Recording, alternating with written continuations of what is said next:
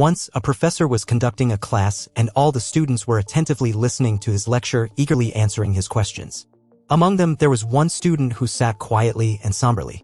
The professor had noticed this particular student on the very first day, but he didn't say anything initially.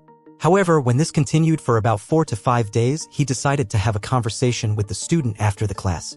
He asked, "You always seem so sad. You sit alone in the class and hardly pay attention during lectures. Is there something troubling you?" The student hesitated for a moment and then said, "Sir, it's just that something from my past has been bothering me and I don't know what to do about it."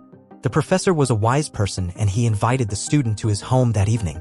When the student arrived at the professor's house in the evening, he was asked to sit down. The professor then went to the kitchen and started making lemonade. He intentionally added an excessive amount of salt to it. Returning to the student, the professor handed him a glass of lemonade and said, "Here, have some lemonade." The student took a sip from the glass, but the excessive salt made his face twist in discomfort. The professor asked, "What's wrong? Don't you like the lemonade?" The student replied, "No, sir, it's not that. It's just that there's too much salt in it." The professor exclaimed, "Oh, it's ruined now. Give me the glass, I'll throw it away." He reached out to take the glass from the student, but the student refused and said, "No, sir, it just has too much salt. If we add a little sugar, it will taste fine." Upon hearing this, the professor became serious and said, "You're right. Now you understand. This lemonade represents your life. The excess salt is like the unpleasant experiences from your past.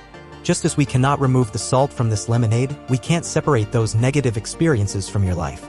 They are part of your life, just like the salt in this lemonade. However, just as we can add sugar to the lemonade to make it sweet, you can add sweetness to your life to counterbalance the bitterness of those past experiences. So, I want you to add sweetness to your life." The student understood the professor's message and decided that he would no longer be troubled by his past experiences.